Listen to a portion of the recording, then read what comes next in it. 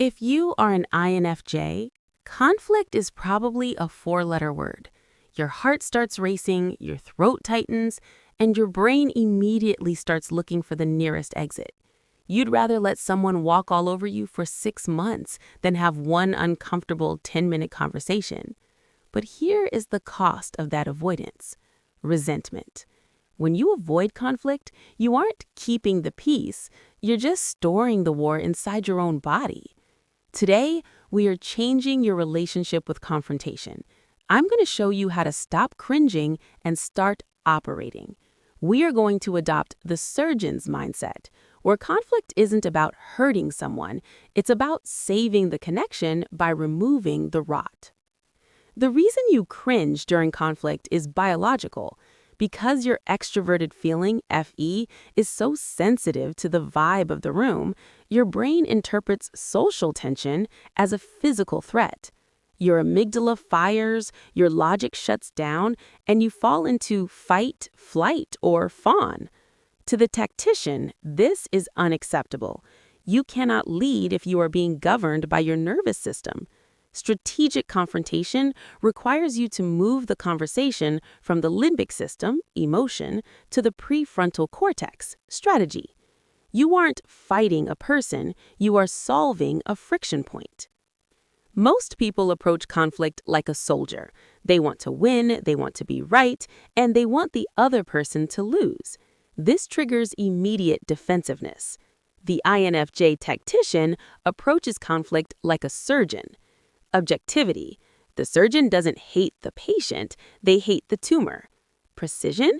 They don't cut more than they have to. Outcome-oriented. The goal isn't to express feelings for the sake of it, the goal is to restore function. When you speak, you use clinical language. Instead of saying, "You always ignore me and it's selfish," you say, "I've noticed a pattern where decisions are made without my input, and it's leading to a bottleneck in our workflow. How can we adjust this?" You have removed the "you" and focused on the pattern. You are afraid that if you stand up for yourself, people will think you are difficult or mean. You value your reputation as the understanding one.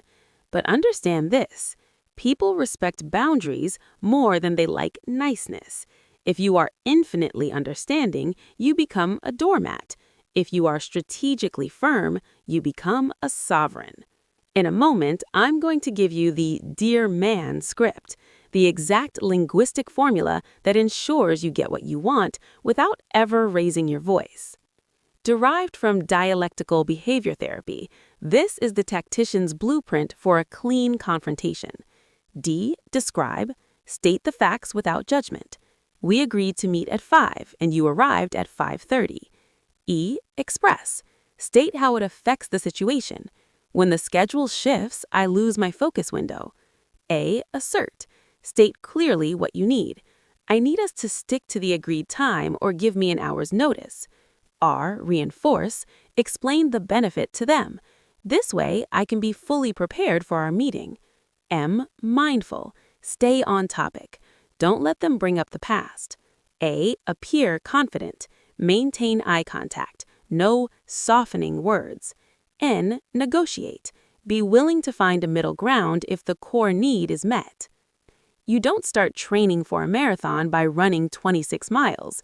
You don't start strategic confrontation with your boss or your partner. You start small. The minor correction. If a waiter brings the wrong side dish or someone cuts in line, address it calmly using the describe and assert steps. No heat, just facts. The 24-hour cooling. Never confront while your heart is racing. Wait until the physical cringe has subsided. If you can't speak without shaking, write it down first to engage your introverted thinking, TI. The post-game analysis.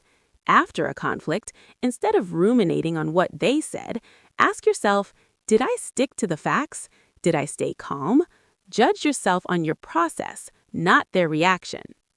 Conflict is simply the sound of two people trying to find the truth. It is not an ending, it is a clarification. When you stop avoiding the short-term awkwardness, you stop the long-term disaster. You are an INFJ. You see the truth anyway, you might as well have the courage to speak it. Be the surgeon. Be precise. Be sovereign.